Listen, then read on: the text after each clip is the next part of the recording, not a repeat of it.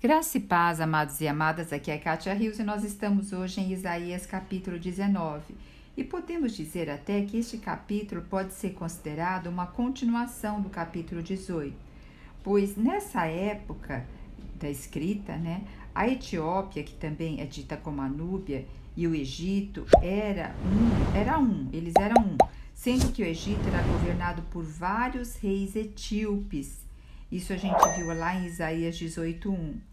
Contudo, a descrição tem um contraste marcante na apresentação do versículo 18 que nós vamos ver, tá? E no capítulo 19 que nós estamos hoje, Deus é descrito logo no primeiro versículo, cavalgando sobre uma nuvem ligeira, trazendo juízo sobre essas terras infelizes. Por que terras infelizes? Veja só, o Egito ali, ele ficava logo quando atravessava a Ásia, já entrava em que país? No Egito.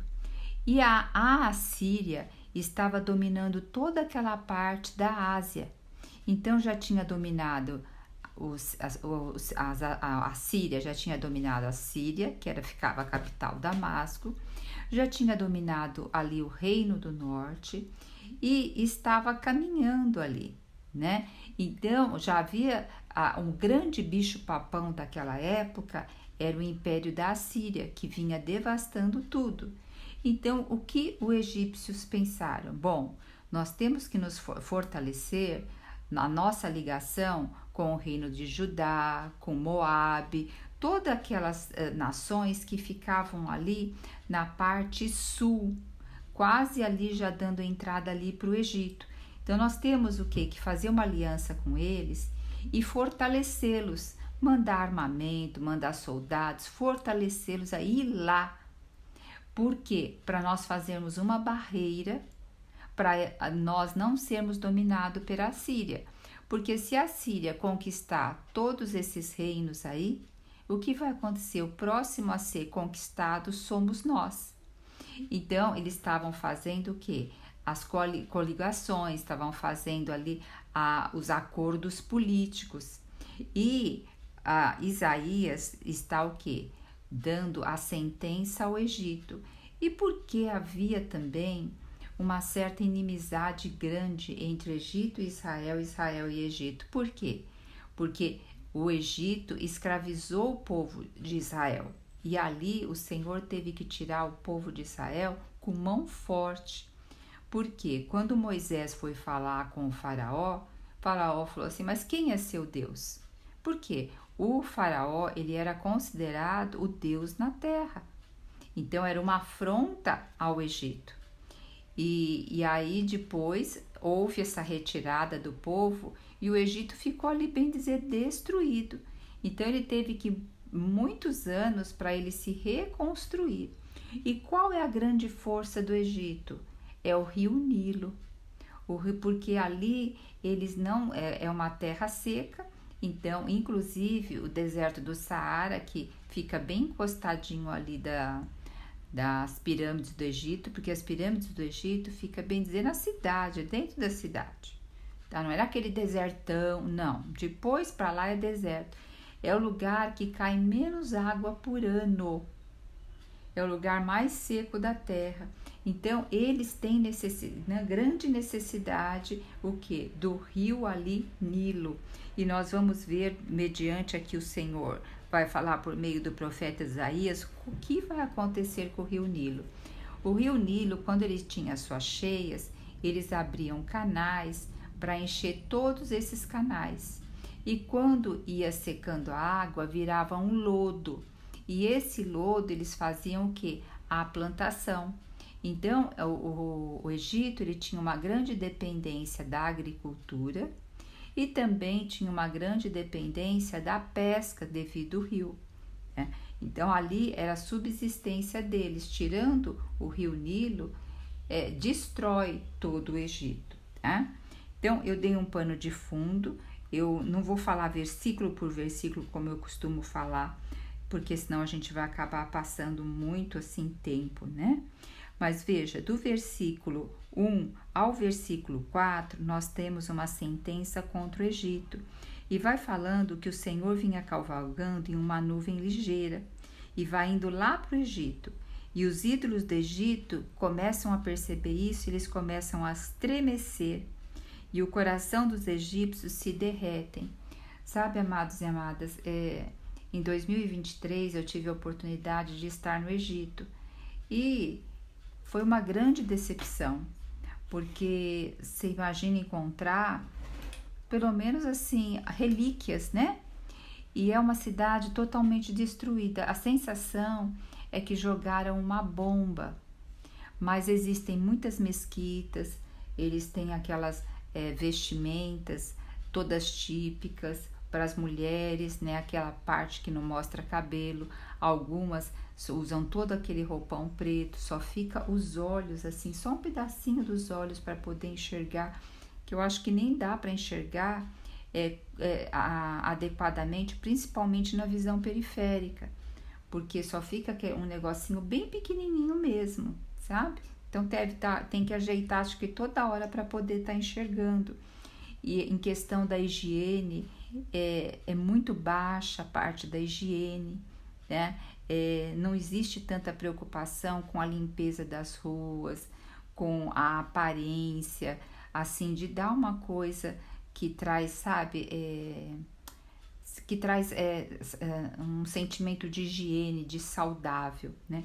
Então é algo muito decepcionante por saber que é uma das nações mais antigas da Terra, mas a gente percebe o quanto eles têm adorações e adorações a Alá. Eles têm lá que toca o shofar das mesquitas, tem o momento das adorações, e também o culto aos mortos, valoriza muito aqueles que morrem.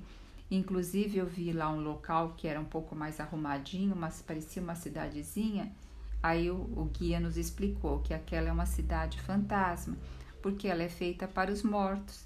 Então eles constroem as casas e vão pondo ali os mortos de toda uma família para viverem ali, né? Então assim, é muito ainda misticismo, é muita falta de conhecimento de Deus, tá? Então aqui a gente percebe que Deus aqui está se mostrando quem é o Deus e não todas essas vertentes que eles tinham, tá?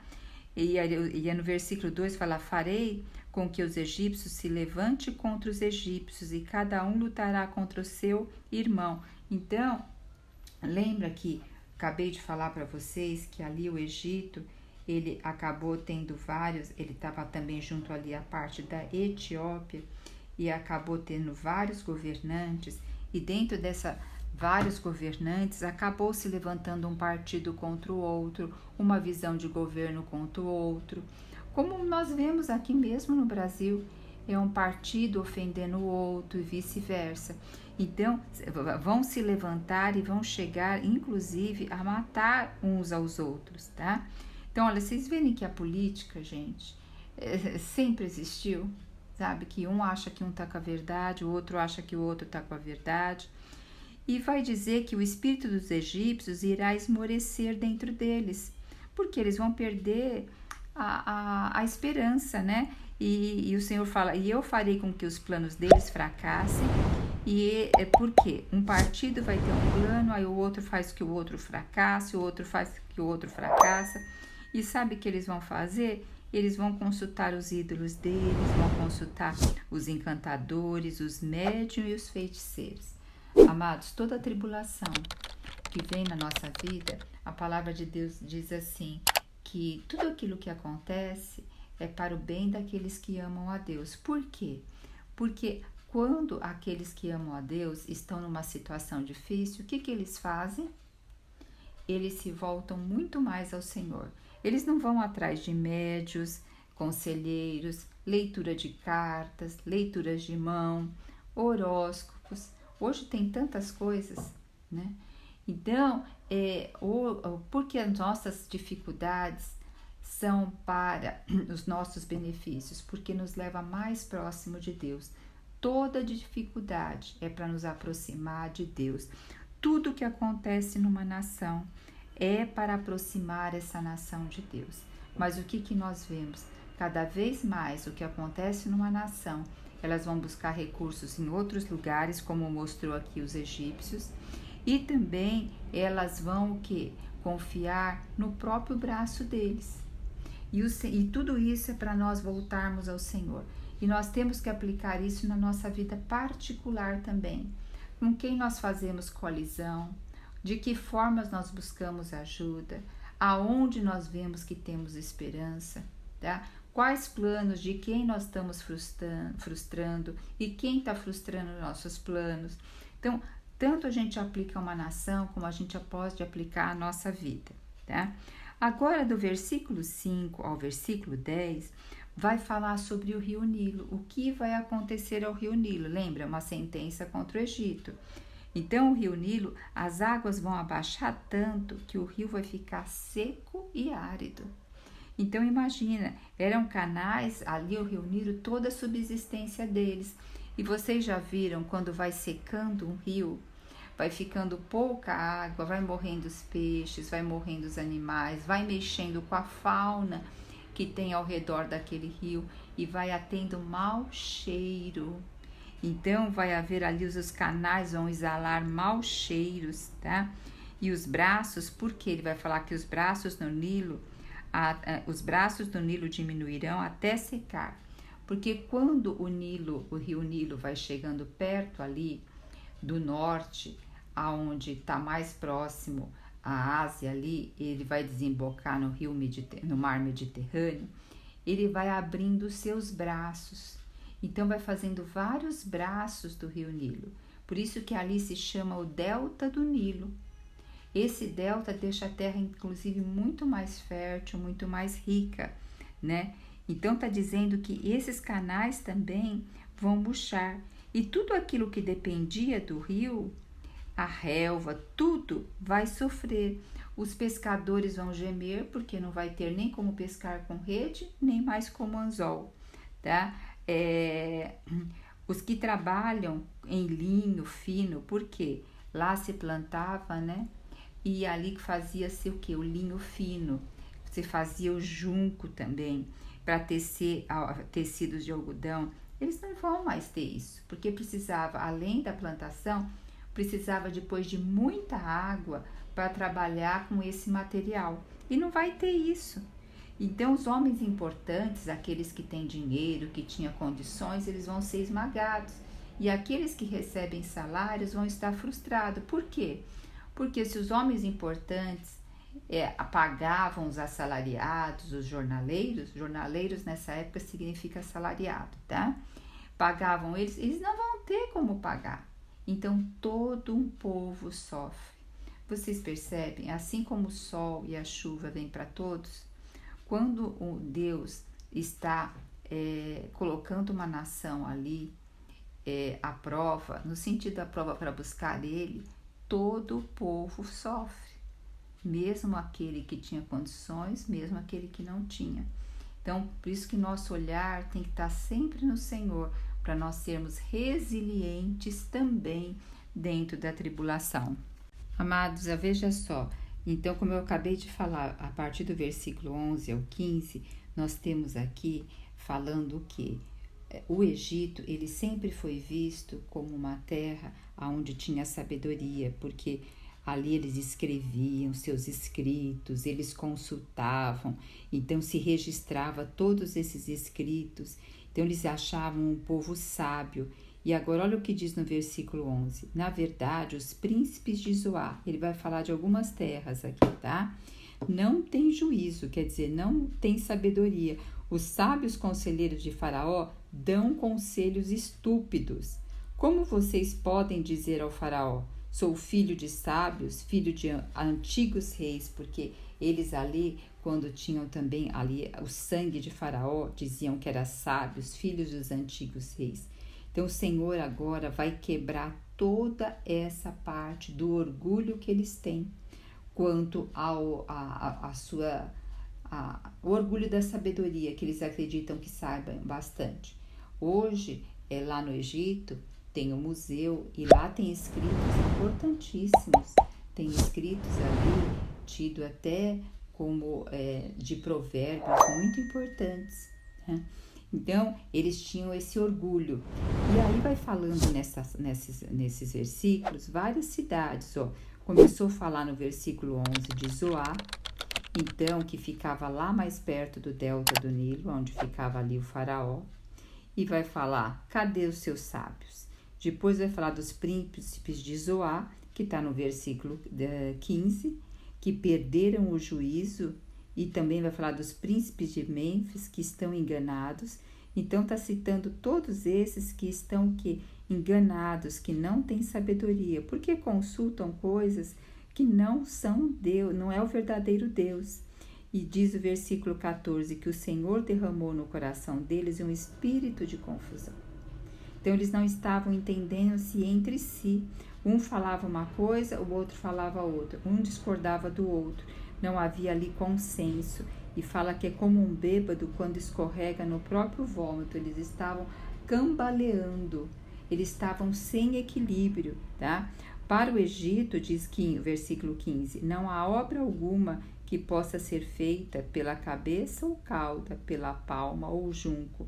Quando fala cabeça e cauda, está dizendo do início ao final, e que envolve todo o meio. Então, já está tudo realmente o que? Comprometido. Nós vemos que a sabedoria humana para se negociar as coisas, para Deus não vale nada. A sabedoria tem que vir do discernimento, do entendimento do Espírito Santo.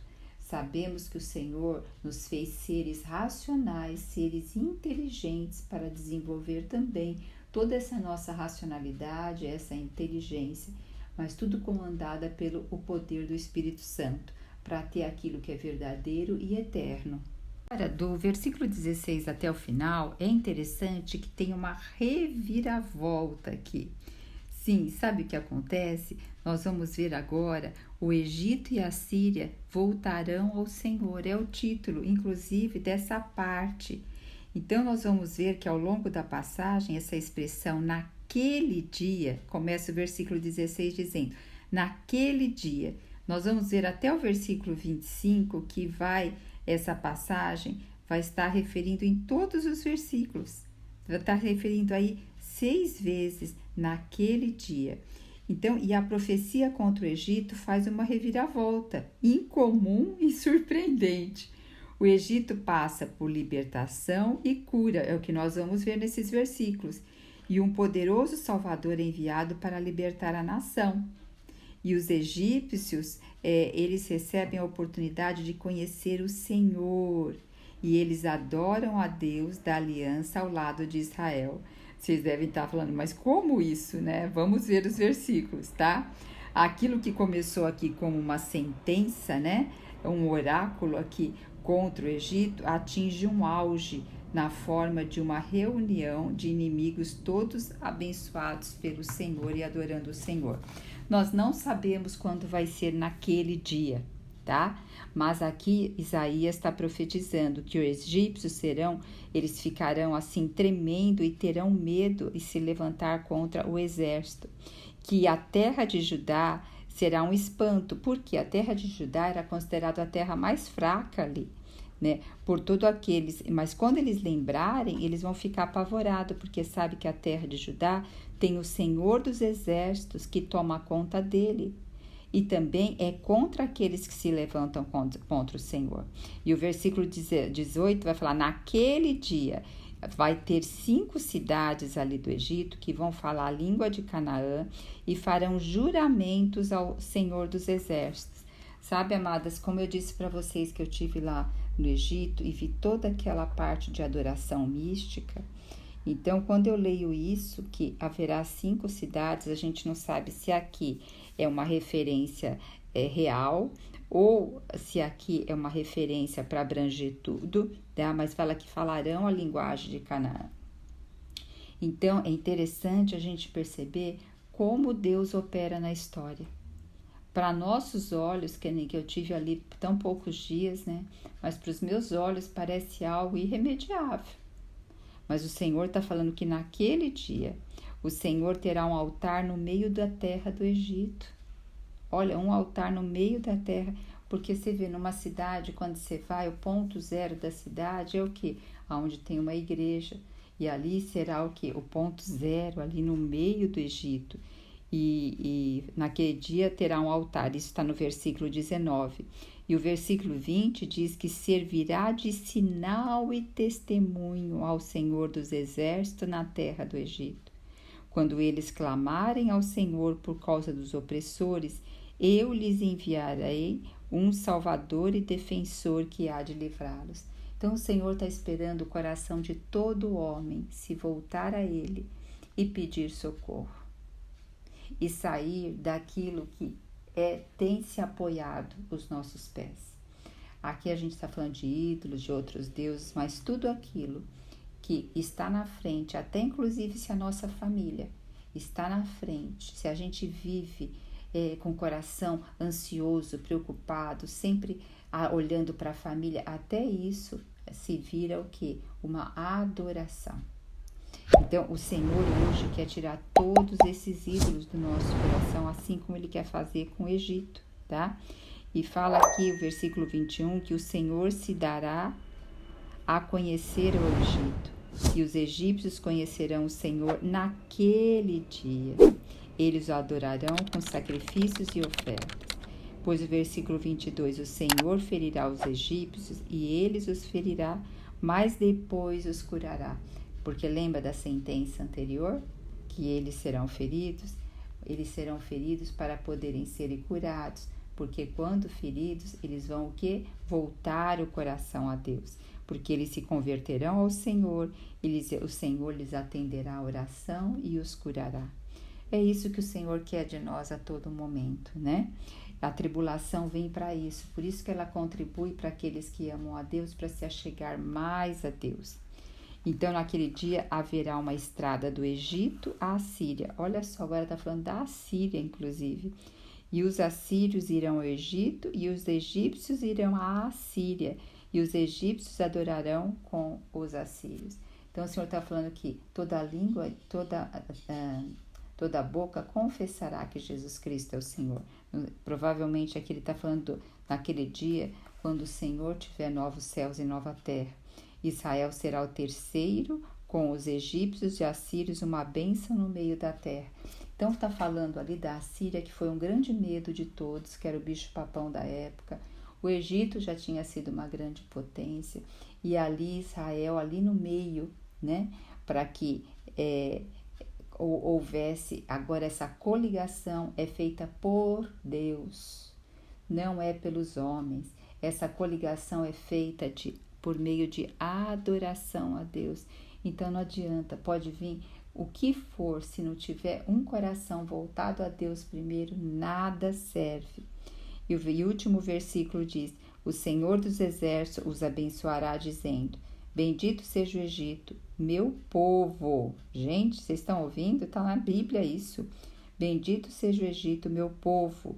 Bendito seja a Síria, obra de minhas mãos. E bendito seja Israel, minha herança. Ó Senhor Jesus. É esse que o coração que o Senhor quer ver nos homens, se convertendo a Ele e o Senhor abençoando profundamente a todos. Eu quero ressaltar algo. O Egito tinha como a sua provisão o rio Nilo. Israel era uma terra seca, mal o rio Jordão, mas o Senhor falou para Israel que Ele daria a chuva para a plantação, para a relva. Então hoje o Senhor também quer nos dar. O Senhor não quer que nós ficamos simplesmente olhando para o nosso Nilo ou para as ramificações do nosso Nilo, esperando as coisas acontecer. Mas o Senhor quer que nós olhemos para o céu e esperamos a chuva seródia que vem das mãos de Deus. Aleluia! Jesus Cristo é o nosso Senhor. Você já se viu sobrecarregada por pensamentos negativos e ansiedade? Deseja encontrar uma maneira de viver com confiança e proteção? No Salmo 23, escondem segredos poderosos que podem mudar a maneira como você enxerga a vida. Nesta aula, você vai descobrir esses segredos e aprender a viver com confiança, deixando para trás os pensamentos negativos que minam a sua felicidade. Com a sabedoria do Salmo 23, você aprenderá práticas e princípios que ajudarão a livrar-se da ansiedade e encontrar a orientação para experimentar uma proteção duradoura e encontrar paz interior. Comece a transformar sua vida hoje mesmo. Entre no grupo para acessar a aula gratuitamente e venha descobrir a verdadeira confiança e proteção que você merece.